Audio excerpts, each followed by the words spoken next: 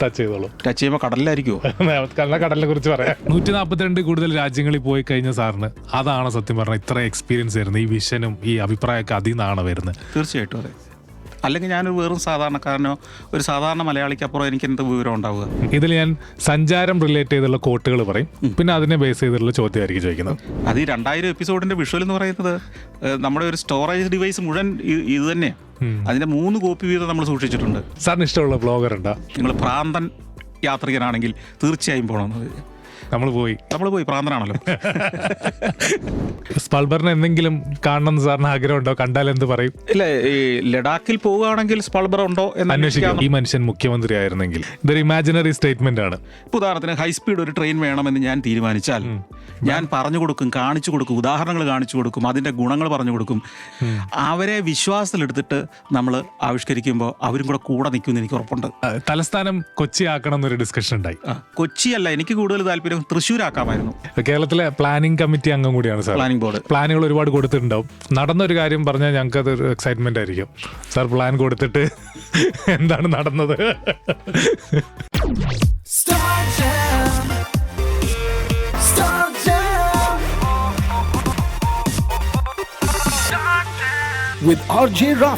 Sir safari ചാനലിന്റെ MD മാത്രമല്ല, chief എക്സ്പ്ലോററും കൂടിയാണ്.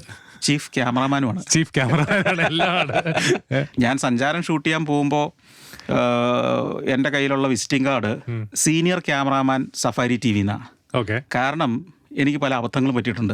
ഞാൻ ആദ്യമൊക്കെ പോകുമ്പം മാനേജിംഗ് ഡയറക്ടർ സഫാരി TV എന്ന് പറഞ്ഞു കൊണ്ടുപോകും. അപ്പോൾ വേർത്ത് കുളിച്ച് ക്യാമറയായിട്ട് പോകുന്ന ഒരുത്തനെ ഈ ആരെങ്കിലും പോലീസുകാരൻ പിടിച്ചിട്ട് തൻ്റെ ID കാണിക്കടൂ എന്നൊക്കെ പറയുമ്പോൾ ഞാൻ ഈ MDയുടെ കാർഡ് എടുത്ത് കാണിക്കും. ഇവന്മാർ വിശ്വസിക്കില്ല.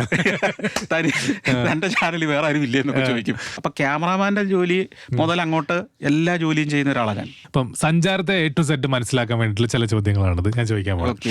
യാത്ര പോകുമ്പോൾ ഉള്ള മൈൻഡ് നോക്കുകയാണെങ്കിൽ ഒരു പ്രൊഡ്യൂസറുടെ മൈൻഡാണോ അതോ യാത്ര ആസ്വദിക്കുന്ന ഒരാളുടെ മൈൻഡാണോ കൂടുതൽ ഉണ്ടാവുക? പ്രേക്ഷകന്റെ മൈൻഡാ. ആണോ? കാരണം എന്ന് വെച്ച് കഴിഞ്ഞാൽ ഒരു രാജ്യത്ത് ചെന്നാൽ മിസ്സാവരുതാത്തത് കാര്യങ്ങളെ കുറിച്ചാണ് നമ്മുടെ ചിന്ത മുഴുവൻ. കാരണം നമ്മൾ ഇത്രയും കഷ്ടപ്പെട്ട് അവിടെ ചെന്നിട്ട് തിരിച്ചു വന്നു കഴിഞ്ഞാണ് അറിയുന്നതെന്ന് വിചാരിച്ചാൽ അവിടെ അതിനേക്കാൾ ഗംഭീര ഒരു സാധനം ഉണ്ടായിരുന്നു, നമ്മൾ മിസ്സായി എന്നുള്ളത്.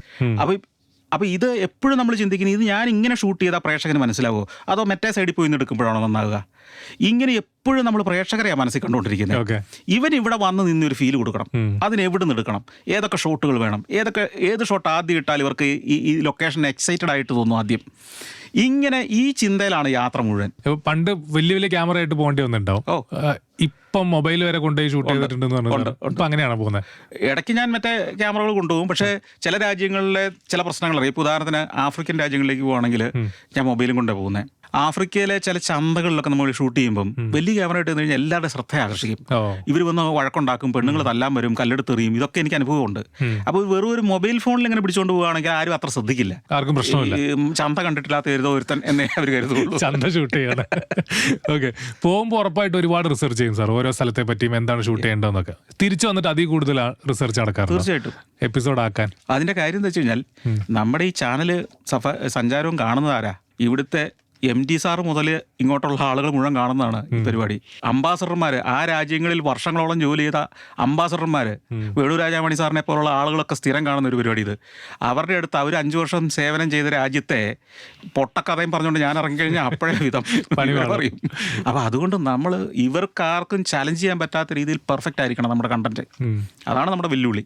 അന്നത്തെ റിസർച്ചിന് സാർ ഇന്നിപ്പോൾ ഗൂഗിൾ ഉണ്ട്. അതെ, അന്ന് ബുക്സ് മാത്രമായിരിക്കും. ഞങ്ങൾക്ക് ലേബർ ഇന്ത്യയിൽ വലിയൊരു ലൈബ്രറി ഉണ്ട്.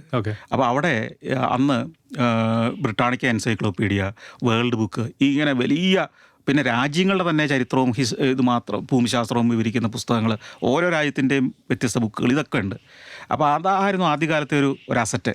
അത് വെച്ചിട്ടാണ് പോയിരുന്നതും തിരിച്ചു വന്നു കഴിഞ്ഞ ഡേറ്റ എടുത്തിരുന്നതും. സഞ്ചാരികളുടെ നേതാവാണ് സാർ, അങ്ങനെയാണ് പറയാറ്. സഞ്ചാരികൾക്ക് പ്രചോദനമാണ് അന്നും ഇന്നും. നമ്മളൊരു സ്പെഷ്യൽ റൗണ്ടിലേക്ക് പോകുമ്പോഴാണ് ഇതിൽ ഞാൻ സഞ്ചാരം റിലേറ്റ് ചെയ്തുള്ള കോട്ടുകൾ പറയും, പിന്നെ അതിനെ ബേസ് ചെയ്തിട്ടുള്ള ചോദ്യമായിരിക്കും ചോദിക്കുന്നത്. യാത്ര തുടങ്ങിക്കഴിഞ്ഞാൽ നിങ്ങൾ സംസാരശേഷി ഇല്ലാതാകുന്നു, തുടർന്ന് അത് നിങ്ങളെ ഒരു കഥാകാരനാക്കുന്നു. 142 കൂടുതൽ രാജ്യങ്ങളിൽ പോയി കഴിഞ്ഞ സാറിന് അതാണ് സത്യം പറഞ്ഞാൽ ഇത്ര എക്സ്പീരിയൻസ് വരുന്നത്, ഈ വിഷനും ഈ അഭിപ്രായമൊക്കെ അതിൽ നിന്നാണ് വരുന്നത്. തീർച്ചയായിട്ടും അതെ. അല്ലെങ്കിൽ ഞാനൊരു വെറും സാധാരണക്കാരനോ ഒരു സാധാരണ മലയാളിക്കപ്പുറം എനിക്ക് എന്ത് വിവരം ഉണ്ടാവുക? യാത്ര തന്നെയാണ്. അപ്പം യാത്രയാണ് ഈ പറയുന്ന കാര്യങ്ങളൊക്കെ ഇതെങ്ങനെയാണ് ഇങ്ങനെ പറയാൻ പറ്റുന്നതെന്ന് നമ്മൾ ആലോചിക്കാം. അല്ല, യാത്രയും വായനയും.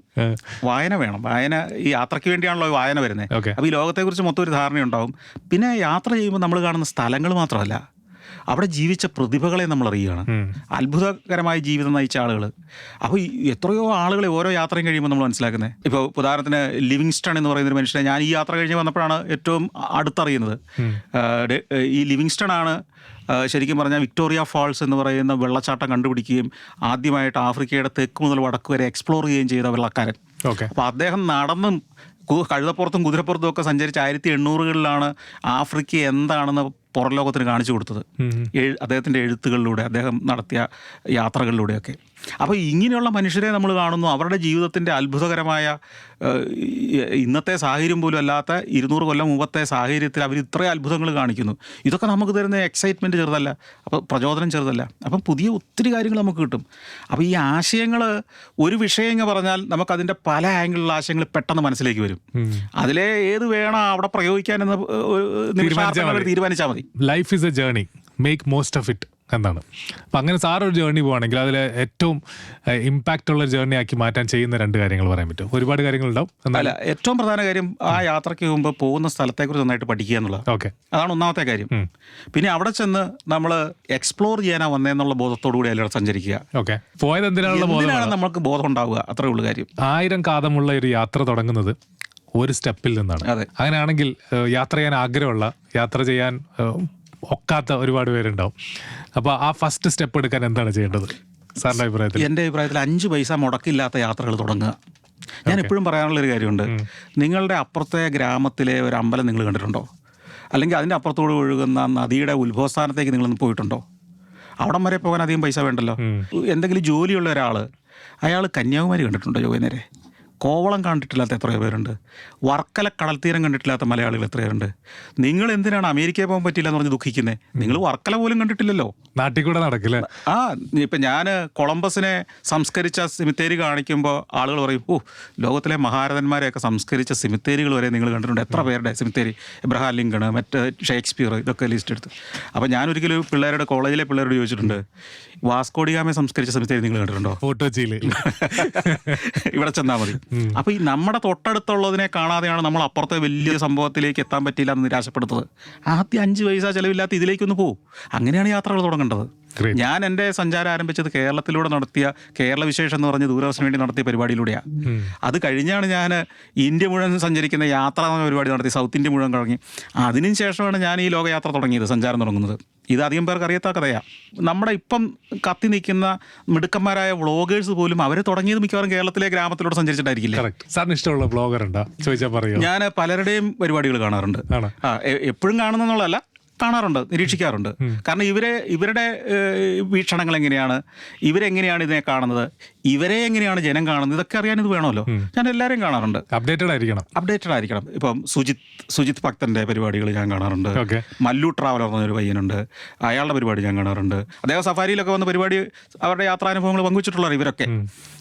അങ്ങനെ എല്ലാവരുടെയും തന്നെ. ഇപ്പം ഞാൻ എല്ലാവരുടെയും പേര് കൃത്യം, പിന്നെ അഷ്റഫ് എക്സൽ, ഇയാളുടെ പരിപാടി കാണാറുണ്ട്.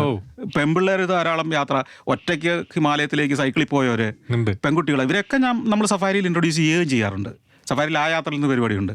അതിനകത്ത് ഈ പുതിയ പിള്ളേരെ എല്ലാം ഞാൻ പറ്റുമെങ്കിൽ പലരെയും ഉൾപ്പെടുത്തും. അടുത്ത കോട്ടിലേക്ക് നമുക്ക്. ട്രാവൽ ഈസ് എൻ അഡിക്ഷൻ, ഇതാണ് കോട്ട്.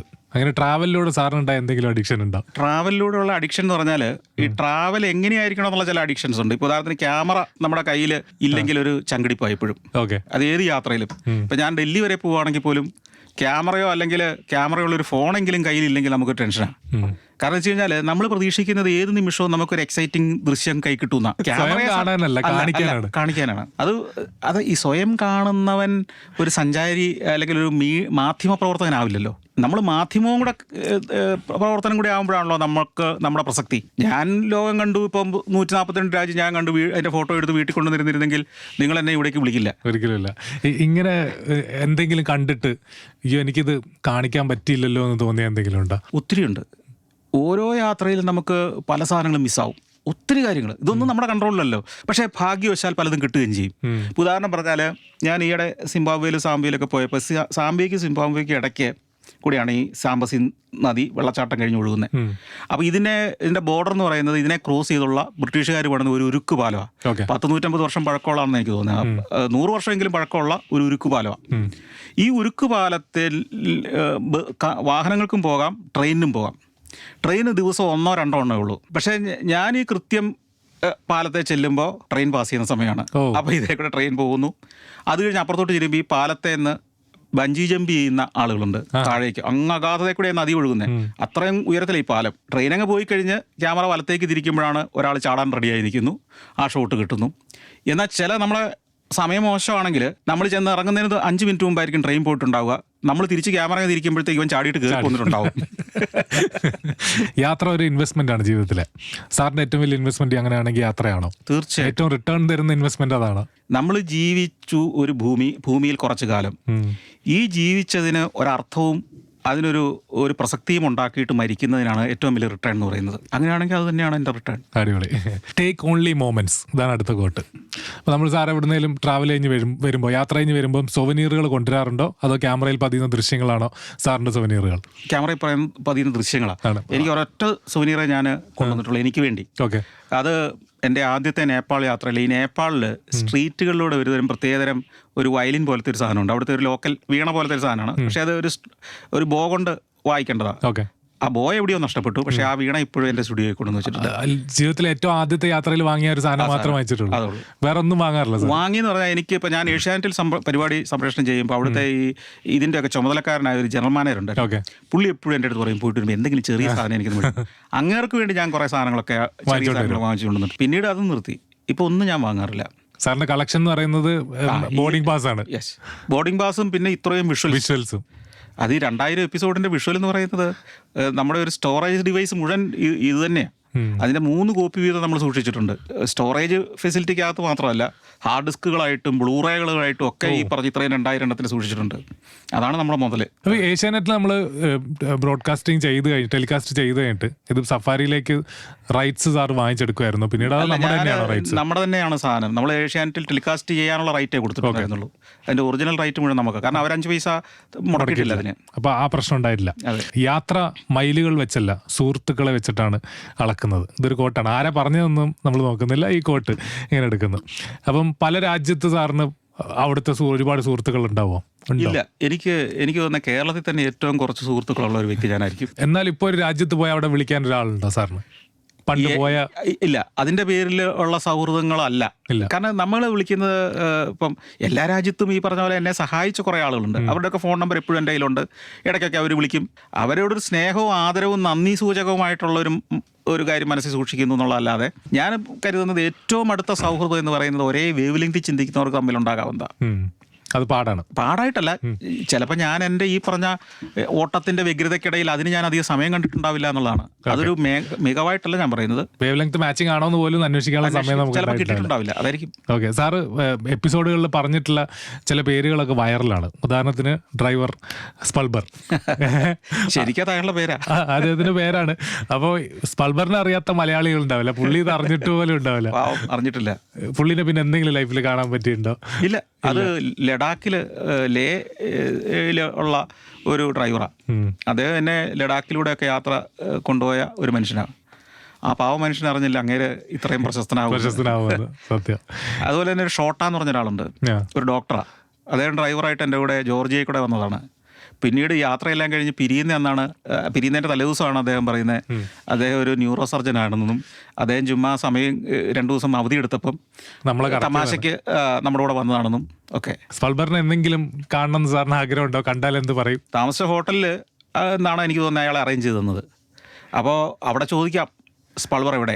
അടുത്ത കോട്ടിലേക്ക് നമുക്ക് വർഷത്തിലൊരിക്കലെങ്കിലും നിങ്ങൾ കാണാത്തൊരു സ്ഥലത്തേക്ക് പോകണം. ദലൈലാമ പറഞ്ഞ കോട്ടാണ്. 195 രാജ്യങ്ങളുണ്ടെന്നാണ് ഗൂഗിൾ പറയുന്നത്. ശരിയാണോ? എന്താ വെച്ച് കഴിഞ്ഞാൽ ഓരോ രാജ്യത്തിന്റെ നിന്ന് നോക്കുമ്പോൾ വ്യത്യാസമുണ്ട്. ഉദാഹരണത്തിന് അമേരിക്ക അംഗീകരിച്ചിരിക്കുന്ന കുറേ രാജ്യങ്ങളുണ്ട്, അംഗീകരിക്കാത്ത രാജ്യങ്ങളുണ്ട്. റഷ്യ അംഗീകരിച്ചിരിക്കുന്ന കുറേ രാജ്യങ്ങളുണ്ട്. അപ്പോൾ അതായത് പാശ്ചാത്യരും പൗരസ്ഥരും അംഗീകരിക്കാത്തതായ കുറേ രാജ്യങ്ങളുണ്ട്. അപ്പോൾ അതൊന്നും ലിസ്റ്റിനകത്തുണ്ടാവില്ല. ഇപ്പൊ ഈ ഗൂഗിൾ പറഞ്ഞത് അമേരിക്ക അംഗീകരിച്ചതായിരിക്കാം ചിലപ്പോൾ. ഇപ്പൊ സ്പ്ലിറ്റായി പോയ ചില രാജ്യങ്ങളെ അവർ സ്വതന്ത്ര രാജ്യമായിട്ട് അംഗീകരിച്ചിട്ടില്ല. ഓക്കെ. ഇപ്പം ചില ഭൂഭാഗങ്ങൾ തർക്കമുള്ള പ്രദേശങ്ങളൊക്കെ സ്വതന്ത്ര രാജ്യമായിട്ട് ചില രാജ്യങ്ങൾ അംഗീകരിക്കും. അതൊക്കെയാണ് ഈ ഡിസ്പ്യൂട്ട് വരുന്നത്. ഓക്കെ. എന്നാലും 195 198 അല്ലെങ്കിൽ 200 ഇടയ്ക്കാണ് എന്ന് വേണേൽ പറയാം രാജ്യങ്ങളുടെ എണ്ണം. അതെ. സാർ കാണാത്ത ഒരു 3 രാജ്യങ്ങൾ പറഞ്ഞാൽ സാറിന് പറയാൻ പറ്റും? ഞാൻ കസാഖിസ്ഥാനിൽ പോയിട്ടില്ല. ഇല്ല. അത് പോകേണ്ട ഒരു രാജ്യമായിരുന്നു. അതുപോലെ തന്നെ ഞാൻ പാപ്പുവ ന്യൂഗിനി പോയിട്ടില്ല. ഓക്കെ. അതുപോലെ തന്നെ ഈസ്റ്റ് തിമോർ, സുഡാൻ, ഇങ്ങനെ കുറേ രാജ്യങ്ങൾ ഞാൻ പോയിട്ടില്ല. അങ്ങോട്ട് പോകാനുള്ളതാണ് ഇനി അടുത്ത പദ്ധതികൾ. ഓക്കെ. അടുത്തൊരു കോട്ട്: സഞ്ചാരം എന്നാൽ മറ്റു രാജ്യങ്ങളെക്കുറിച്ച് എല്ലാവരും പറഞ്ഞത് തെറ്റാണെന്ന് കണ്ടെത്തുക എന്നുള്ളതാണ്. ഇങ്ങനെ സാറ് പഠിച്ചു വിചാരിച്ചതും അല്ലെങ്കിൽ ബാക്കിയുള്ളവർ പറഞ്ഞു കേട്ട് അറിവുള്ളതും ഒക്കെ കംപ്ലീറ്റ്ലി തെറ്റാണെന്ന് മനസ്സിലാക്കിയ ഏതെങ്കിലും രാജ്യമുണ്ടോ ചെന്ന് കഴിഞ്ഞിട്ട്? അയ്യോ, ഇവരിങ്ങനെ അല്ലല്ലോ. അത് പലപ്പോഴും നമ്മൾ ആഫ്രിക്കൻ രാജ്യങ്ങളിലൂടെ ചെല്ലുമ്പോൾ അല്ലെങ്കിൽ ലാറ്റിൻ അമേരിക്കയിലൂടെ ചെല്ലുമ്പോഴൊക്കെ തോന്നാറുണ്ട്. പലപ്പോഴും ഞാനിപ്പോൾ പെറുവിൽ ഒരിക്കൽ പോകുമ്പോൾ സത്യത്തിൽ ഞാൻ യാത്ര തുടങ്ങുന്നതിന് മുമ്പ് നടത്തേണ്ട ഹോംവർക്ക് സ്ഥലങ്ങളെക്കുറിച്ചും പോകേണ്ട സ്ഥലങ്ങളും എല്ലാം ചെയ്തെങ്കിലും അവിടുത്തെ സേഫ്റ്റി, അവിടുത്തെ മറ്റ് ചില ഇഷ്യൂസ്, പൊളിറ്റിക്സ്, ഇതൊക്കെ സാറിന് ഞാൻ പഠിക്കും. അതെനിക്ക് സമയം കിട്ടിയില്ല. അപ്പോൾ അത് മാത്രം ഞാൻ എടുത്തിട്ട് പ്രിൻ്റ് എടുത്തുകൊണ്ടാണ് പോയത്. വിമാനത്തിലിരുന്ന് വായിക്കാമല്ലോ. വിമാനത്തിലിരുന്ന് വായിക്കുമ്പോഴാണ് ഈ സേഫ്റ്റിയെക്കുറിച്ചുള്ള ഒരു ആർട്ടിക്കിൾ മുഴുവൻ കൊടുത്തിരിക്കുന്നത്. ലോകത്തെ ഏറ്റവും അപകടം പിടിച്ച സ്ഥലമാണെന്നും, നിങ്ങൾ ഒരു കാരണവശാലും എയർപോർട്ടിൽ നിന്ന് ഒരു ടാക്സി വിളിക്കരുതെന്നും, ഈ ടാക്സിക്കാർ വലിയ മാഫിയാണെന്നും, അവർ നിങ്ങളെയും കൊണ്ട് പോയിട്ട് ചില ഈ ചേരി പ്രദേശങ്ങളിലൂടെയൊക്കെ പോകും, യഥാർത്ഥ റൂട്ടിൽ കൂടെ അല്ലാതെ പോകും, എന്നിട്ട് നിങ്ങളുടെ ലഗേജ് വന്ന് അടിച്ചു മാറ്റും, നിങ്ങൾ സേഫ് ആയിരിക്കില്ല. അതുകൊണ്ട് എന്ത് തന്നെ ആയാലും നിങ്ങൾ താമസിക്കുന്ന ഹോട്ടലുകാരോട് ഒരു ടാക്സി വിടാനേ പറയാവുള്ളൂ, അവർ വിടുന്ന വണ്ടിയിലേ പോകാവുള്ളൂ എന്നൊക്കെ പറഞ്ഞിട്ട് വളരെ ഡീറ്റെയിൽഡ് ആയിട്ട് അവിടുത്തെ പ്രശ്നങ്ങളാണ്. അതുപോലെ ഒറ്റയ്ക്ക് ഒരിക്കലും ഒരു സ്ട്രീറ്റിൽ കൂടെ സഞ്ചരിക്കാൻ പാടില്ല, നിങ്ങൾ വില പിടിച്ച ഒരു സാധനം ഒരു കാരണവശാലും ക്യാമറ പുറത്ത് കാണിക്കാൻ പാടില്ല, ഒരു മോതിരം പോലും കയ്യിലിട്ട്, ഇതൊക്കെ പറഞ്ഞിട്ട് മനുഷ്യനെ വിരട്ടിപ്പിച്ചാണ്. ഞാൻ ചെന്നിറങ്ങി ആദ്യത്തെ ടാക്സി വിളിച്ചു. അതിൻ്റെ ഞാൻ ഫ്രണ്ടിലാ സാറിന് ഇരിക്കുക. പേടിച്ചിട്ട് ഞാൻ പുറകിലിരുന്നു. ഈ ബാഗും ആ സീറ്റേ തന്നെ വെച്ചിട്ട്, കാരണം ഡിക്കിയിലൊന്നും വെച്ചാൽ ആരെങ്കിലും വെടത്ത് കൊണ്ടേ നിർത്തിയിട്ട് ഡിക്കി തുറന്ന് എടുത്തുകൊണ്ട് പോയാലോ, പേടിച്ച്. അപ്പം ബാഗിലെ ബാഗ് ഒക്കെ കൂടെ വെച്ചു. ഞാൻ ആ പുറകിൽ അങ്ങനെ ഇരിക്കുകയാണ്. ഇവൻ വളരെ ഫ്രണ്ട്ലിയാണ്.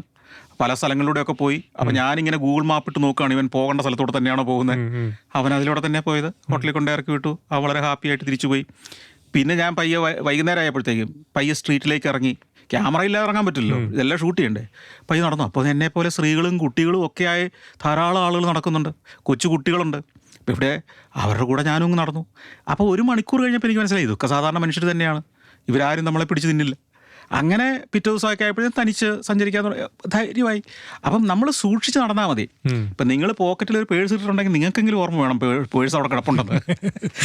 ഇങ്ങനെയൊക്കെയുള്ള ചില കാര്യങ്ങൾ നമ്മൾ സൂക്ഷിച്ചാൽ ഒരു പ്രശ്നമില്ലാതെ എവിടെയും പോയിട്ട് വരാൻ പറ്റും. വായിച്ചതെല്ലാം തെറ്റാന്ന് മനസ്സിലായോ? വായിച്ചതിൽ വലിയൊരു ശതമാനം ഇങ്ങനെ അബദ്ധം പറ്റിയ ധാരാളം പേരുണ്ടാവാം. ആ പറ്റിയ ഒരാളായിരിക്കും ചിലപ്പോൾ ഇത് എഴുതിയതും, പക്ഷെ അത് പറ്റിയ സാഹചര്യം എന്താണെന്ന് അറിയില്ലല്ലോ നമുക്ക്. ഓക്കെ. അടുത്ത രജനീകാന്ത് പറഞ്ഞ കാര്യമാണ് ഏൻ വഴി തനി വഴി. അങ്ങനെ തനി വഴി വെട്ടി തെളിച്ച ആളാണ് സാറ്. പക്ഷെ എന്തെങ്കിലും ആരും ഇല്ലാത്ത ഒരു റൂട്ടിൽ കൂടെ യാത്ര ചെയ്തിട്ടുണ്ടോ, പോകേണ്ടി വന്നിട്ടുണ്ടോ? ഒരു മനുഷ്യനും പലയിടത്തും. പാൾഡിസ്കി എന്ന് പറഞ്ഞൊരു സ്ഥലത്തേക്ക് പോയി. അത് ജനമില്ലാത്തൊരു നഗരമാണ്. അതായത് ജനം ഒഴിഞ്ഞു പോയി പണ്ടേ. അതിന്റെ കാര്യം അവിടെ സോവിയറ്റ് യൂണിയന്റെ ഭാഗമായിരുന്നു ഇവര്. സോവിയറ്റ് യൂണിയൻ അവിടെ ഒരു വലിയ ആണവ നിലയവും ആണവ അന്തർവാഹിനിയൊക്കെ പാർക്ക് ചെയ്തിരുന്ന ഒരു സിറ്റിയാണ്, കടൽ തീരത്താ. ആ സോവിയറ്റ് യൂണിയൻ ഇല്ലാതായി കഴിഞ്ഞപ്പോൾ അവർ ഒരു വാണിംഗ് കൊടുത്തിട്ട് പോയി, ഞങ്ങളുടെ പല ആണവ സാധനങ്ങൾ ഇവിടെ ഉപേക്ഷിച്ചിട്ടാണ് പോകുന്നത്, ആണവ വികരണം ഉണ്ടാകാൻ സാധ്യതയുണ്ട്, ഇവിടെ ആരും താമസിക്കാതിരിക്കുന്ന നല്ലതെന്ന്. അതോടെ അവിടെ താമസിച്ചിരുന്നവരും നാട് വിട്ടുപോയി. അതായത് ഇപ്പോൾ എറണാകുളം സിറ്റി ഒരു 25 കൊല്ലം ഒറ്റയാളും താമസിക്കാതെ നടന്ന എങ്ങനെ ഉണ്ടാവും? പ്രധാന കെട്ടിടങ്ങളും സ്റ്റേഡിയങ്ങളിലും ഒക്കെ മരം മുളച്ച് ഒരു ചെതല് പിടിച്ച്, ചെതലിനേക്കാൾ എന്താണ് ഒരു പ്രേത നഗരമായിട്ട് മാറുമല്ലോ. അതിനകത്തൂടെ കുറുനരിയും കാട്ടുപൂച്ചയും ഒക്കെ ചാടി നടക്കുന്നു. അങ്ങനെ ഒരു സ്ഥലത്ത് ഞാൻ ഒരു മനുഷ്യനില്ല. പിന്നെ ഇപ്പോൾ അവിടെ ഒരു റെയിൽവേ സ്റ്റേഷനുണ്ട്, അതിനടുത്തൊരു പോർട്ട് ഇപ്പോൾ പണിതുകൊണ്ടിരിക്കുക. ആയതുകൊണ്ട് ഈ ട്രെയിൻ ദിവസം 2 പ്രാവശ്യം വരും. ആ ട്രെയിനിൽ 7-8 പേര് വന്നിറങ്ങും. 2 ബോഗിയുള്ള ആ ട്രെയിനിന് അവിടെ 2 കോച്ചേ ഉള്ളൂ. അപ്പോൾ അതിന് ഈ വന്നിറങ്ങുന്നവരും ട്രെയിനിലെ ഉദ്യോഗസ്ഥരും വിശ്രമിക്കുന്ന ഒരു ചെറിയ റെസ്റ്റോറൻ്റ് ഉണ്ട് അവിടെ. ഇതാണ് അവിടെ ആ പടയുള്ളൊരു സ്ഥാപനം. അത് റെയിൽവേ സ്റ്റേഷനടുത്താണ്. അപ്പോൾ ഇത്തരം സ്ഥലങ്ങളിലൊക്കെ ഞാൻ പോയിട്ടുണ്ട്. അപ്പം ചെല്ലുന്നവരെ അറിയില്ലായിരുന്നു ഇതിനെപ്പറ്റി. അല്ല, അത് ഞാൻ വായിച്ചിട്ടുണ്ടായിരുന്നു. ഇത് ആരോ ഒരാൾ എഴുതിയിട്ടിട്ടുണ്ട്, നിങ്ങൾ ടാലിനി പോവുകയാണെങ്കിൽ ഇവിടെ പോകാൻ നല്ലതായിരിക്കും, ഒരു വ്യത്യസ്ത അനുഭവമാണ്. നിങ്ങൾ ഭ്രാന്തൻ യാത്രികനാണെങ്കിൽ തീർച്ചയായും പോകണമെന്നത്. നമ്മൾ പോയി പ്രാന്തനാണല്ലോ.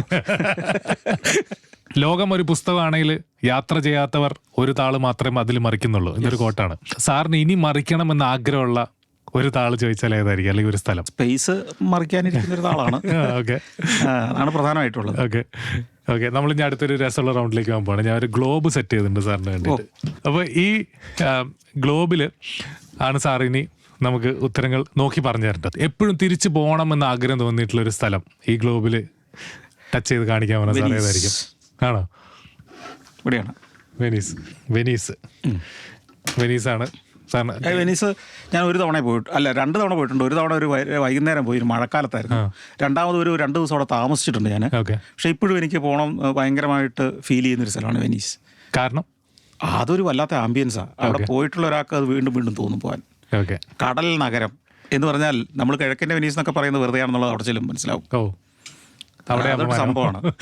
ഇത്രയും പെട്ടെന്ന് എങ്ങനെ സാറിന് തിരിച്ച് വെനീസ് കാണിക്കാൻ പറ്റും? അത്രയും ഗ്ലോബും മനസ്സിലുണ്ടോ? ഞാൻ ഒരു യാത്ര പോകുന്നതിന് മുമ്പ് ഒരു 100 തവണ ഈ മാപ്പിലൂടെ ആ രാജ്യത്ത് സഞ്ചരിച്ചിട്ടുണ്ടാവും. ശരിക്കും. അപ്പം ശരിക്കും പറഞ്ഞാൽ ഈ ഭൂമിയിലെ നിങ്ങളൊരു പേര് പറഞ്ഞാൽ ഞാൻ ഒറ്റ കറക്കത്തിൽ ഞാൻ അവിടെ കൊണ്ട് കൈകുത്താം. ഞാൻ പറഞ്ഞത് അത്രയും തവണ. ഇങ്ങനെ ഗ്ലോബിലാണോ നോക്കുക? ഗ്ലോബിൽ മാപ്പായിരിക്കും. ഗ്ലോബല്ല, മാപ്പ് കുറച്ചുകൂടി ഡീറ്റെയിൽഡ് ആണല്ലോ. ഓക്കെ, കുറച്ചുകൂടെ വലിപ്പം ഉണ്ടാവും. അടുത്ത് ഏറ്റവും ബുദ്ധിമുട്ടി ട്രാവൽ ചെയ്തൊരു സ്ഥലം ഈ ഗ്ലോബിൽ സാർ ചൂണ്ടിക്കാണിക്കാൻ ഏതായിരിക്കും? അന്റാർട്ടിക്ക. മൂട്ടില. അന്റാർട്ടിക്കയിലാണ്. കാരണം അത് ലാറ്റിൻ അമേരിക്ക ചെന്ന് ചിലിയുടെ തെക്കേ അറ്റത്തുള്ള പ്യൂണ്ടാരിനാസിൽ ഇവിടെയാണ് മൂട്ടില. നിങ്ങൾക്ക് കാണാൻ തന്നെ ബുദ്ധിമുട്ടായിരിക്കും. ഇവിടെയാണ് പ്യൂണ്ടാരിനാസ് എന്ന് പറഞ്ഞൊരു സിറ്റി ഉണ്ട്. അവിടുന്ന് പിന്നെ ഫ്ലൈ ചെയ്ത് ഞങ്ങളൊരു വിമാനം വാടകയ്ക്ക് എടുത്ത് പറന്നാണ് ഈ കിങ് ജോർജ് ബേസ് എന്ന് പറഞ്ഞ അന്റാർട്ടിക്കയിലെ അവിടെ പോയി ലാൻഡ് ചെയ്തത്. നെക്സ്റ്റ് രാജ്യം ഏതാണെന്ന് സാർ തീരുമാനിക്കുന്നത് എങ്ങനെയാണ്? അത് ഇതുവരെ പോകാത്തൊരു ഭൂഖണ്ഡം, അല്ലെങ്കിൽ തൊട്ടടുത്ത് പോകാത്തൊരു ഭൂഖണ്ഡവും സംസ്കാരവും അങ്ങനെയാണ് നോക്കുക. ഇങ്ങനെ ഗ്ലോബ് നോക്കുക. അപ്പോൾ ഇപ്പം മനസ്സിൽ മനപ്പാടമായത് എവിടെയാണ് കിടക്കുന്നതെന്നൊക്കെ നമുക്ക്. അപ്പം അതുകൊണ്ട് ഇപ്പം അധികം ഗ്ലോബ് നോക്കിയില്ലെങ്കിൽ നമുക്കറിയാം. പക്ഷെ എന്നാലും ഗൂഗിൾ മാപ്പ് എടുക്കും. എന്നിട്ട് ചെന്നിറങ്ങുന്ന എയർപോർട്ട്, അവിടെ നിന്ന് എങ്ങോട്ടൊക്കെ പോകാം, എത്ര ഡിസ്റ്റൻസ് ഉണ്ട്, ഇതെല്ലാം ഗൂഗിൾ മാപ്പിലിരുന്ന് ഹോംവർക്ക് ചെയ്യും. വാവ്. ലോകത്തിലൊരിക്കലും പ്രതീക്ഷിക്കാതെ ഒരു സ്ഥലത്ത് നിന്ന് കണ്ടുമുട്ടിയ ഒരു മലയാളി ഉണ്ട്?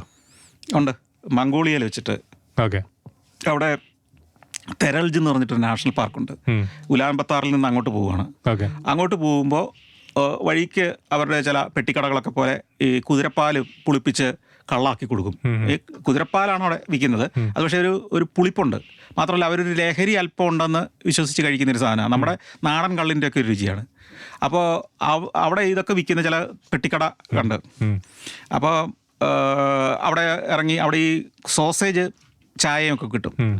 ഇത് കഴിച്ചുകൊണ്ടിരിക്കുമ്പോൾ ഒരാൾ വന്നിട്ട് പറഞ്ഞു, പരിചയപ്പെട്ടു ഇങ്ങോട്ട്, ഇന്ന ആളല്ലേ എന്ന് ചോദിച്ചിട്ട്. അവിടെ പ്രതീക്ഷിക്കുന്നില്ല. കള്ള് വിൽക്കുന്നിടത്ത് നമ്മൾ പ്രതീക്ഷിക്കേണ്ടതായിരുന്നു. കറക്റ്റ്. ലോകത്തെ ഏറ്റവും ടേസ്റ്റുള്ള ഭക്ഷണം ഈ ഗ്ലോബിൽ ചൂണ്ടിക്കാണിക്കാൻ പറഞ്ഞ സാറേ എവിടെ പറയും? എനിക്കിഷ്ടമുള്ളത് ഇവിടുത്തെയാണ്, എത്യോപ്യ. ഓക്കെ. എത്യോപ്യൻ ഫുഡ്, ഇഞ്ചറ ദോറോവാത്ത് എന്ന് പറഞ്ഞിട്ടുള്ള നമ്മുടെ ദോശ പോലത്തെ ഒരു സാധനം, ഒരു പ്രത്യേകതരം കോഴിക്കറിയും ടേസ്റ്റിയാണ്. തിപ്സ് എന്ന് പറഞ്ഞിട്ട് ആട്ടിറച്ചിയോ ബീഫിൻ്റെ ഇറച്ചിയോ ഒക്കെ ഒരു പ്രത്യേക രീതിയിൽ ഫ്രൈ ചെയ്ത സാധനവും കിട്ടും. ഇത് ഭയങ്കര ടേസ്റ്റി ആയിട്ടുള്ള സാധനം. എനിക്ക് ഏറ്റവും ഇഷ്ടപ്പെട്ട സാധനങ്ങൾ അതാണ്. പോയാൽ വീണ്ടും കഴിക്കണം ആഗ്രഹമുള്ള സാധനമാണ്. ഏറ്റവും നല്ല മനുഷ്യരെ കണ്ടത് ഈ ഗ്ലോബിൽ എവിടെയാണ്? ഒരുപാട് ഉണ്ടാവാം, ഒത്തിരി മനുഷ്യരെ. എല്ലാ രാജ്യത്തും നല്ല മനുഷ്യരാണ് കൂടുതൽ. അതിലും ഏറ്റവും നല്ല എടുത്തു എന്നാലും ഏറ്റവും ഹോസ്പിറ്റാലിറ്റി ഒക്കെ ഉള്ള ഇതെന്ന് പറയുന്നത് ദാരിദ്ര്യം കൂടുതലുള്ള രാജ്യങ്ങളിലായിരിക്കും. അല്ലെങ്കിൽ ഒരു സോഫിസ്റ്റിക്കേഷൻ അധികം വരാത്ത നാടുകളിലൊക്കെ നമുക്ക് തീരെ അവികസിതമായ സ്ഥലത്തുള്ളൊരു പ്രശ്നം എന്ന് വെച്ചാൽ ഫ്രണ്ട്ലി ആകുന്നതിനേക്കാൾ നമ്മളെ ഭയത്തോടെ ആയിരിക്കും കാണുക. ഉദാഹരണത്തിന് ഞാൻ ജിബൂട്ടിയിലൊക്കെ പോകുമ്പോൾ അവിടുത്തെ ഗ്രാമങ്ങളിലെ ഗോത്ര മനുഷ്യരുടെയൊക്കെ അടുത്ത് ചെല്ലുമ്പോൾ പ്രത്യേകിച്ച് സ്ത്രീകൾ ഇവർ നമ്മളെ ഭീതിയോടെ കാണുന്നത്. അതായത് ഇവർക്കൊരു അന്ധവിശ്വാസമുണ്ട്, ഈ ക്യാമറയിൽ ഷൂട്ട് ചെയ്താൽ ഇവരുടെ ആയുസ് കുറഞ്ഞു പോകുന്നു. മനസ്സിലായില്ലേ? അതുകൊണ്ട് തന്നെ ഇവർ ഷൂട്ട് ചെയ്യാൻ സമ്മതിക്കില്ല. എന്നാൽ നമ്മൾ മധ്യേഷ്യയിലേക്ക് ചെല്ലുമ്പോൾ തജിക്കിസ്ഥാൻ, കസാക്കിസ്ഥാൻ, ഉസ്ബെക്കിസ്ഥാൻ ഇങ്ങനെയൊക്കെയുള്ള സ്ഥലങ്ങളിലേക്ക് ചെല്ലുമ്പോൾ അവർ ഭയങ്കര ഫ്രണ്ട്ലിയാണ്, വീട്ടിലേക്ക് കൂട്ടിക്കൊണ്ടുപോകും. അവർക്ക് നമ്മുടെ അമിതാഭ് ബച്ചൻ, ഷാരൂഖ് ഖാൻ ഇവരൊക്കെ വലിയ ഹരവാ. നമ്മളെ അവരെ സ്വീകരിക്കുന്ന പോലെ നമ്മളെ കൊണ്ടുപോവുക. അപ്പൊ അവര് വിചാരിക്കും നമ്മളെ കൈലോകക്കാരൊക്കെയാണെന്ന്. ഇന്ത്യക്കാരാന്ന് പറയുമ്പോഴേ നിങ്ങൾ അമിതാഭ് ബച്ചന്റെ എവിടെയാ താമസിക്കുന്നത് എന്നൊക്കെ ചോദിക്കും. സ്ത്രീകളുടെ കാര്യം പറഞ്ഞ സ്ഥിതിക്ക് ലോകത്തെ ഏറ്റവും സുന്ദരികളായ സ്ത്രീകൾ എല്ലായിടത്തും സുന്ദരികളാണ്. ചൂണ്ടിക്കാണിക്കാൻ പറഞ്ഞാൽ ആദ്യം ചൂണ്ടിക്കാണിക്കുന്നത് എവിടെയായിരിക്കും സാർ? ഇവിടെ പ്രശ്നം ഉണ്ടാവുന്നുള്ളതാണ് ഞാൻ ഇന്ത്യ തന്നെ ചൂണ്ടിക്കാണിക്കാം. ഇനി ഒരു ഓപ്ഷൻ കൂടി തന്നാൽ. എനിക്ക് എല്ലാ നാട്ടിലെയും സൗന്ദര്യങ്ങളെ എനിക്ക് പൊതുവെ ഇഷ്ടമാണ്. പക്ഷെ എത്യോപ്യൻ സുന്ദരിമാരെ കണ്ടു കഴിഞ്ഞാൽ അവര് ശരിക്കും അമേരിക്കയുടെ ആ ഒരു രൂപഭാവങ്ങളെക്കാൾ ഉപരി ഒരു മധ്യേഷ്യയുടെയും ആഫ്രിക്കയുടെയും വെസ്റ്റേണിന്റെയും കൂടെ ഒരു മിക്സറാണെന്ന് തോന്നുന്നു. അതുപോലെ തന്നെ മൊറോക്കോയിലെയും അതുപോലെ തന്നെയാണ്. അവരെ ആഫ്രിക്കൻ ഭൂഖണ്ഡത്തിലാണെന്ന് പറഞ്ഞാൽ നമ്മൾ വിശ്വസിക്കില്ല അവരൊക്കെ ആഫ്രിക്കക്കാരാണെന്ന്. അപ്പോൾ ആ രീതിയിലുള്ളവരുണ്ട്. അപ്പം അതുകൊണ്ട് എല്ലാ രാജ്യമല്ല എല്ലാ ഭൂഖണ്ഡത്തിലും വളരെ ബ്യൂട്ടിഫുൾ ആയ ആളുകളുണ്ട്. ഈ നിങ്ങളുടെ സൗന്ദര്യത്തെക്കുറിച്ചുള്ള സങ്കല്പം എന്നതിനെ ആശ്രയിച്ചിരിക്കും അതിന്റെ ഉത്തരം അല്ലേ. ലോകത്തിലെ ഏറ്റവും ക്ലീൻ സ്ഥലം ഏതാന്ന് വെച്ചാൽ സാർ മാപ്പില് ഗ്ലോബില് എവിടെ ടച്ച് ചെയ്യും? നമ്മൾ പ്രകടമായിട്ട് കാണുന്നൊരു സ്ഥലം സ്വിറ്റ്സർലൻഡ് നമുക്ക് വളരെ എക്സൈറ്റിംഗ് ആയിട്ട് തോന്നും. അത് ഇവിടെ ആയിട്ട് വരും. സ്വിറ്റ്സർലൻഡ്. ഇറ്റലിക്കും ജർമ്മനിക്കും ഫ്രാൻസിനും ഓസ്ട്രിയയ്ക്കും മധ്യേ കിടക്കുന്ന അവരാണ് ലോകത്തിലെ ഏറ്റവും ക്ലീനസ്റ്റ്. അല്ല, നമുക്ക് പ്രകടമാകുന്നത്. നമ്മൾ സഞ്ചരിക്കുമ്പോൾ എല്ലാം വളരെ നീറ്റ് ആൻഡ് ക്ലീൻ ആണ്. എപ്പോഴും അമേരിക്കയിൽ വരെ കുഴികളുണ്ടെന്ന് പറഞ്ഞു കേട്ടിട്ടുണ്ട്. ലോകത്ത് കുഴികളില്ലാത്ത രാജ്യമുണ്ടോ? റോഡില് ഏറ്റവും സമ്പന്നമായ രാജ്യത്ത് പോലും ചില സ്ഥലങ്ങളിലൊക്കെ ഞാൻ കുഴി റോഡിൽ കണ്ടിട്ടുണ്ട്. അത് അതിന്റെ കാരണം എനിക്ക് തോന്നുന്നത് അവർക്ക് പൈസ ഇല്ലാത്തത് കൊണ്ടായിരിക്കില്ല, വേറെ എന്തെങ്കിലും ഒരു കാരണം അതിന് കാണുമെന്ന് എനിക്ക് തോന്നിയിട്ടുണ്ട്. ഇപ്പൊ സ്കാൻഡിനേവിയൻ രാജ്യങ്ങളിലൂടെയൊക്കെ സഞ്ചരിക്കുമ്പോഴും കുഴിയുള്ള ചില വഴികളിലൂടെയൊക്കെ നമ്മൾ പോയിട്ടുണ്ട്. എന്നാൽ അത് ഗതാഗതത്തെ ശല്യപ്പെടുത്തുന്ന രീതിയിലാണോ എന്നുള്ളതാണ് ചോദ്യം. ഗതാഗതം കുറഞ്ഞ റോഡുകളായിരിക്കാം, അല്ലെങ്കിൽ അത്ര പ്രാധാന്യം കുറഞ്ഞതായിരിക്കാം. പക്ഷെ ഈ പ്രധാന റോഡിലെ ഗതാഗതത്തിന്റെ അതിന്റെ വേഗതയും അവര് ഹനിക്കാതിരിക്കാൻ എപ്പോഴും നോക്കും. മെയിൻ റോഡിൽ ഇടയിൽ കുഴി വരാറില്ല. അതെ അതെ അതെ. ഇല്ല. കേരളമായിട്ട് ഏറ്റവും സാമ്യം തോന്നിയിട്ടുള്ള സ്ഥലം ഗ്ലോബിൽ ചൂണ്ടിക്കാണിക്കാൻ പറഞ്ഞാൽ ഒരുപാട് ഉണ്ടായേക്കാം. സാർ ഒരെണ്ണം ചൂണ്ടാണ് ഏതായിരിക്കും? സാമ്യം എന്ന് പറഞ്ഞാല് ഇപ്പൊ നമ്മുടെ ഇന്തോനേഷ്യയില് ബാലി ദ്വീപുണ്ട്. അത് കേരളമായിട്ട് മനുഷ്യരല്ല, ഞാൻ പറഞ്ഞ ഭൂപ്രകൃതിയിൽ വളരെ സാമ്യമുണ്ട്. അവിടെ ഏറ്റവും രസം എന്ന് വെച്ച് കഴിഞ്ഞാൽ അവിടുത്തെ 80-90% ആളുകൾ ഹിന്ദുക്കളുമാണ്. ഈ ഹിന്ദുക്കളാണെന്ന് മാത്രമല്ല, അവരുടെ വിശ്വാസം മുഴുവൻ നമ്മുടെ വിശ്വാസങ്ങൾ, ഇന്ത്യയിലെ വിശ്വാസങ്ങൾ പോലെ തന്നെ പലരുടെയും പേര് രാമൻ, ലക്ഷ്മണൻ എന്നൊക്കെയാണ്. അർജുനൻ, ഭീമൻ, ഭീമസേനൻ, ഇവിടെയൊക്കെ പ്രതിമകളാണ് ജംഗ്ഷനുകളിലെല്ലാം വെച്ചിരിക്കുന്നത്. അർജുനന് ഗീതോപദേശം നൽകുന്ന കൃഷ്ണന്റെ പ്രതിമ. പക്ഷേ കുറച്ചുകൂടെ ടൂറിസ്റ്റ് ഫ്രണ്ട്ലി ആണ്. ടൂറിസം ഭയങ്കരമായിട്ട് ഡെവലപ്പ് ചെയ്തിട്ടുണ്ട്. പിന്നെ ക്ഷേത്രങ്ങളൊക്കെ അവരുടെ ആ ട്രഡീഷണൽ ശൈലിയിൽ സംരക്ഷിച്ച് നിർത്തിയിട്ടുണ്ട്. അതായത് ഒരു 200 കൊല്ലം മുമ്പത്തെ ബാലിൽ ചെന്നിറങ്ങിയതുപോലെ തന്നെ നമുക്ക് ഫീൽ ചെയ്യും. വികസനം ഇല്ലെന്നല്ല എൻ്റെ അർത്ഥം, ട്രഡീഷനെ സംരക്ഷിക്കേണ്ടത് അതേ മട്ടിൽ ഏച്ചുകെട്ടുകളില്ലാതെ. നമ്മളുടെ പഴയ ക്ഷേത്രങ്ങളുടെ മുമ്പിൽ പോലും ഒരു മണ്ഡപം പണിത് ആസ്പെറ്റോ ഷീറ്റ് വിട്ട് അതിനെ കുളവാക്കിയിട്ടുണ്ടാവുമല്ലോ പലപ്പോഴും. അങ്ങനത്തെ ഒരു ബോധമില്ലായ്മ അവർ കാണിക്കാറില്ല. സ്വഭാവം കൊണ്ട് മലയാളിയെ പോലെയുള്ള രാജ്യങ്ങളുണ്ടോ? പ്രകൃതി അല്ലാതെ ഇല്ല, നമ്മൾ മാത്രമേ ഉള്ളൂ. നമ്മളൊരു യുണീക്ക് സ്പീഷീസ്. യുണീക്കാണ്. ലോകത്ത് എവിടെ ഇല്ല, കറക്കിയാ കിട്ടില്ല. അത് കറക്കി അവിടെ തന്നെ പോയി നിൽക്കും. സൂപ്പർ. സാറ് ഈ ഗ്ലോബ് ഒന്ന് കറക്കി വിടുന്നു, എന്നിട്ട് സാറ് നോക്കാതെ ഒരു സ്ഥലത്ത് ടച്ച് ചെയ്യുന്നു. അത് സാറ് പോയ സ്ഥലത്തേക്കാണോ പോവാത്ത സ്ഥലത്തേക്കാണോ ആ ടച്ച് വരാൻ നോക്കാം. ടച്ച് ചെയ്തോളൂ. ടച്ച് ചെയ്യുമ്പോൾ കടലിലായിരിക്കുമോ? കടലിനെ കുറിച്ച് പറയാം. ഇത് കറക്റ്റ് ഞാൻ പോയ സ്ഥലമാണ്. എവിടെയാ? ഫിജി. ഫിജി. ആ എപ്പിസോഡ് ഞാൻ കണ്ടിട്ടുണ്ട്. പസഫിക് സമുദ്രത്തിന്റെ നടുക്കുള്ള സ്ഥലമാണ്. അതായത് ആദ്യം സൂര്യൻ ഉദിക്കുന്ന സ്ഥലങ്ങളിലൊന്നാണ് ഈ ഫിജി. ഹോങ്കോങ്ങിൽ നിന്നാണ് ഞാൻ അങ്ങോട്ട് പറഞ്ഞത്. ഫിജിയിലെ ഗ്രാമത്തിലേക്ക് സാറ് പോണ എപ്പിസോഡ് ഞാൻ കണ്ടിട്ടുണ്ട്. അതെ അതെ. എന്നിട്ട് സമയമില്ലാതെയാണ് സാറ് അവസാനം വിമാനത്തിൽ കയറി പറക്കുന്ന, ബോട്ടിലൊക്കെ യാത്ര ചെയ്തിട്ട്. അല്ല, അതെന്ന് പറഞ്ഞാൽ വേണമെങ്കിൽ സമയമുണ്ടാക്കി അന്ന് രാവിലെ വിശ്രമിച്ചങ്ങ് പോകായിരുന്നു. ഞാൻ ആ സമയം കൂടെ എങ്ങനെ ഒരു സ്ഥലത്ത് പോകാമെന്ന് വിചാരിച്ച് പോകുമ്പോഴാണല്ലോ ഈ സമയം ഇല്ലാതാവുന്നത്. ആ സമയം കളയണ്ട, ഒരു 2 മണിക്കൂറുണ്ട്, എന്നാൽ വേറൊരിടത്ത് പോയേക്കാം എന്ന് വിചാരിച്ച് അതും കൂടെ കവർ ചെയ്യാൻ വേണ്ടിയിട്ട് നമ്മൾ ഓടുമ്പോഴാണ് ഈ സമയം ഇല്ലാതാവുന്നത്. ഫിജി എന്താണ് സാറിന് മെമ്മറി വരുന്നത്? ഫിജിയിൽ ഞാൻ അവിടുത്തെ ഒരു വില്ലേജിൽ പോയി, മലമുകളിൽ. വില്ലേജിന്റെ പേരിപ്പം ഞാൻ ഓർക്കുന്നില്ല. പക്ഷേ അവിടെ ഈ പറഞ്ഞ പോലെ പുല്ല് മേഞ്ഞ വീടുകൾ. ഞാൻ ചെല്ലുമ്പോൾ അവിടെ ഗോത്ര മൂപ്പന്റെ നേതൃത്വത്തിൽ ഗ്രാമസഭ കൂടുകയാണ്. അവിടെ കാവാ സെറമണി എന്ന് പറഞ്ഞിട്ടൊരു സെറമണിയൊക്കെ ഉണ്ട്. ഒരു കഷായം പോലത്തെ ഒരു സാധനം തന്നാണ് നമ്മളെ സ്വീകരിക്കുക. അത് ഉണ്ടാക്കുന്നത് മുതൽ കയ്യടിയും പാട്ടും ഒക്കെ ആയിട്ട് കുറച്ച് ചടങ്ങുകളൊക്കെ ഉണ്ട്. ഇതെല്ലാം കഴിഞ്ഞ് നമുക്ക് കുടിക്കാൻ തരും. നമ്മളത് കുടിച്ചോണം ഒറ്റ ഇറക്കിന്. ജീവിതത്തിൽ ഏറ്റവും കയ്പുള്ള സാധനമാണത്. പക്ഷെ എന്നിട്ട് ചിരിച്ചും കാണിക്കണം നമ്മൾ. അതൊക്കെ ആ ഗ്രാമത്തിൽ പോയതാണ് ഏറ്റവും ഫിജിയിലെ ഓർമ്മിച്ചിരിക്കുന്ന അനുഭവം. ഫിജി അങ്ങനെ അധികം എക്സ്പ്ലോർ ചെയ്യാത്ത സ്ഥലമാണ് അത്. ഫിജിയുടെ ഒരു പ്രശ്നം ഭൂമിശാസ്ത്രപരമായ ഒരു അകലമാണ്. എന്നെ പോലെ പോകണമെന്ന് വാശി പിടിക്കാത്ത ഒരാൾ പോകേണ്ട കാര്യമില്ല അവിടെ. കാരണം അത്ര ദൂരെ യാത്ര ചെയ്യണം നമ്മൾ. പസഫിക് സമുദ്രത്തിന്റെ ഏതാണ്ട് മധ്യഭാഗത്ത് കിടക്കുകയാണ്. ഇപ്പം അവിടെ ഫിജി കഴിഞ്ഞ് പിന്നെയും കിഴക്കോട്ട് യാത്ര ചെയ്യാൻ നമ്മൾ പടിഞ്ഞാറെത്തും, അമേരിക്കയിലെത്തും. അതായത് നമ്മൾ ഈ ആധുനികതയിൽ നിന്നൊക്കെ അകന്ന്, എന്നാൽ ആധുനികമായ സാധനങ്ങളൊക്കെ ഉണ്ട് താനും. പക്ഷേ അവിടുത്തെ ഉൾനാടൻ ജീവിതമൊക്കെ വളരെ രസകരമാണ്. സാറിൻ്റെ എപ്പിസോഡുകളിലും ഇന്റർവ്യൂകളിലും ഒക്കെ വരുന്ന ഒരു കമൻ്റാണ്, ഈ മനുഷ്യൻ മുഖ്യമന്ത്രി ആയിരുന്നെങ്കിൽ, ഈ മനുഷ്യൻ മന്ത്രി ആയിരുന്നെങ്കിൽ. ഇതൊരു ഇമാജിനറി സ്റ്റേറ്റ്മെന്റ് ആണ്. എന്നാലും അങ്ങനെ ഒരു ആയാൽ എന്ത് സംഭവിക്കുക? എൻ്റെ മനസ്സിൽ ഒത്തിരി ആശയങ്ങളുണ്ട്. കാരണം കേരളത്തിലെ ഭരണ സംവിധാനത്തെ മൊത്തം ഉടച്ചു വാർത്തെങ്കിലേ കേരളം നന്നാവുള്ളൂ. അതിൻ്റെ കാര്യം എന്ന് വെച്ച് കഴിഞ്ഞാൽ വകുപ്പുകൾ തമ്മിലുള്ള കോർഡിനേഷൻ ഇല്ലായ്മ, സമയബന്ധിതമായിട്ട് തീരുമാനം എടുക്കാനുള്ള സംവിധാനം ഇല്ലായ്മ, എടുത്ത തീരുമാനം നടപ്പാക്കുന്നതിലുണ്ടാകുന്ന കാലതാമസം. അപ്പോൾ ഭരണ സംവിധാനം എല്ലാം ആധുനികമായ ഒരു ടെക്നോ യുഗത്തിൽ ജീവിക്കുന്ന മനുഷ്യർക്ക് പറ്റുന്ന രീതിയിലല്ല നമ്മുടെ ഭരണ സംവിധാനം ഒന്നും നടക്കുന്നത്. അത് ഡൽഹി മുതൽ അങ്ങനെയാണെന്ന് എനിക്ക് അഭിപ്രായമുണ്ട്. അതായത് ഡൽഹി ഭരണ സംവിധാനം മുതൽ ഇങ്ങ് കേരളത്തിലെ ഭരണ സംവിധാനം വരെയുള്ളത് പൊളിച്ചു പണിയേണ്ട സമയം കഴിഞ്ഞു. ഇപ്പോൾ ടൂറിസം പോലുള്ള കാര്യങ്ങളിൽ പോലും എത്രയോ ഗംഭീര ആശയങ്ങൾ നമുക്കിവിടെ നടപ്പാക്കാം. പല വകുപ്പുകൾ നമ്മളൊക്കെ പറയുന്ന ആശയങ്ങളൊക്കെ പേപ്പറിലായി ഇങ്ങനെ പലയിടത്തും ഇങ്ങനെ കെട്ടിക്കിടക്കുകയാണ്.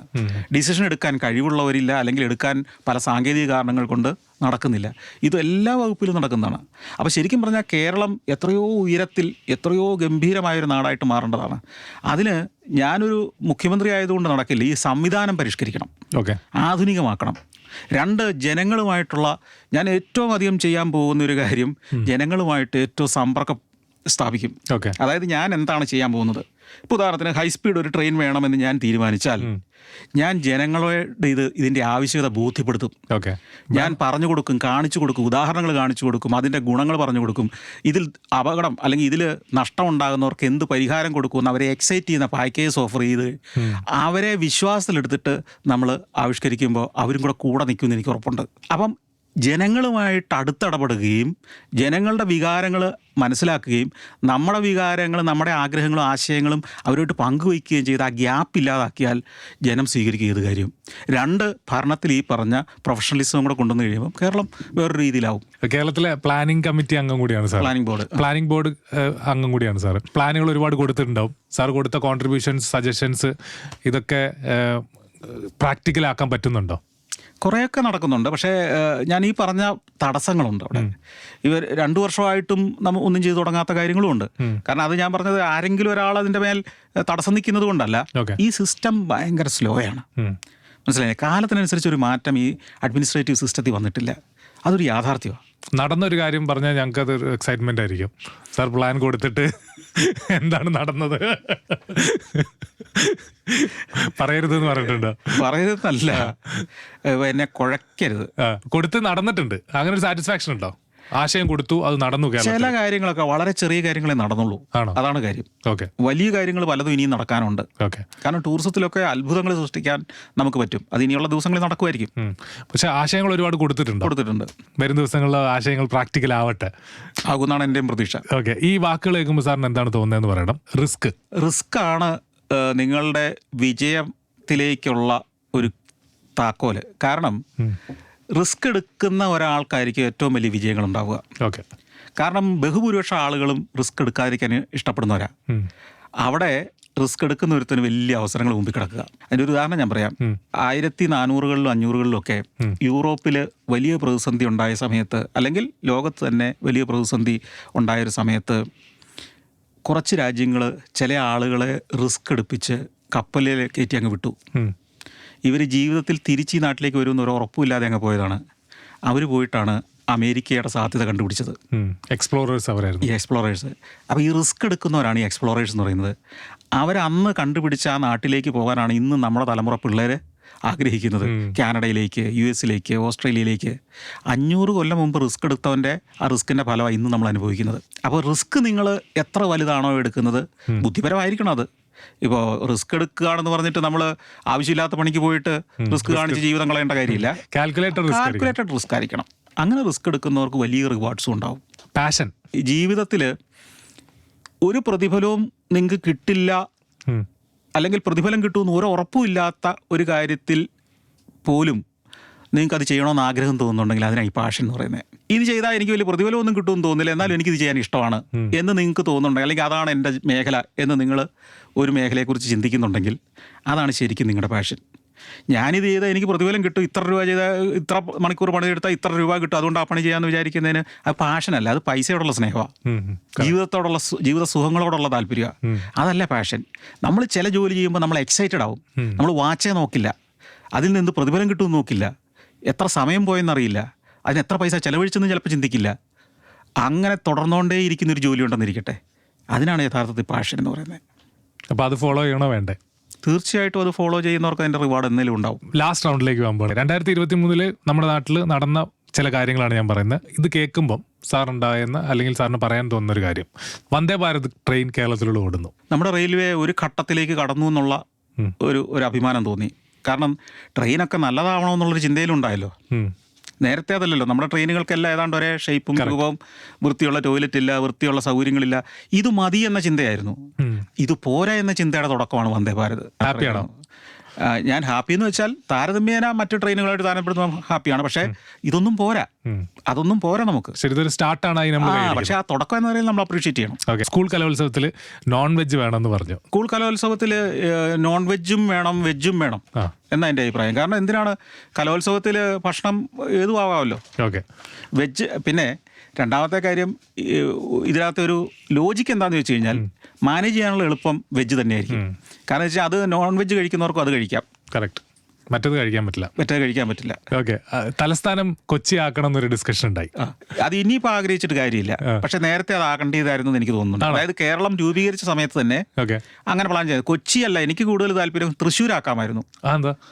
ഒന്ന്, കേരളത്തിന്റെ ഏറ്റവും മധ്യഭാഗമാണ്. ഒന്ന് ആലോചിച്ച് നോക്കിയാൽ, നിങ്ങൾ ഇപ്പോൾ ഇവിടെ താമസിക്കുന്നതുകൊണ്ട് തിരുവനന്തപുരത്ത് പോകുന്നത് വലിയ പ്രശ്നമല്ല. കാസർഗോഡുകാരൻ്റെ തിരുവനന്തപുരം പോക്കെന്ന് പറഞ്ഞാൽ സ്വന്തം സംസ്ഥാനത്തിന്റെ തലസ്ഥാനത്ത് എത്തണമെങ്കിൽ എത്ര മണിക്കൂർ യാത്ര ചെയ്യണം. അവൻ്റെ 2 ദിവസം അങ്ങ് പോവുകയാണ്. ഈ വന്ദേ ഭാരത് വന്നാൽ പോലും ഇപ്പോഴും അവന് പറ്റുന്നില്ലല്ലോ.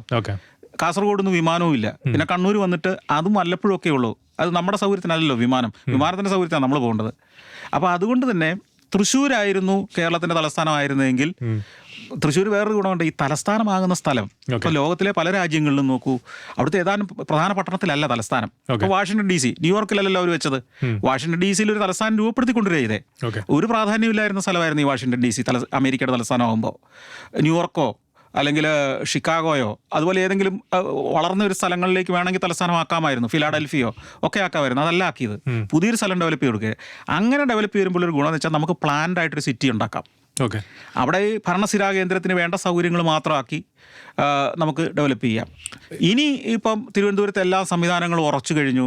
ഉദ്യോഗസ്ഥന്മാർ അവിടെ ജോലി ചെയ്യുന്നവരെല്ലാം അവിടെ തന്നെ വീടുകൾ വാങ്ങിക്കഴിഞ്ഞു.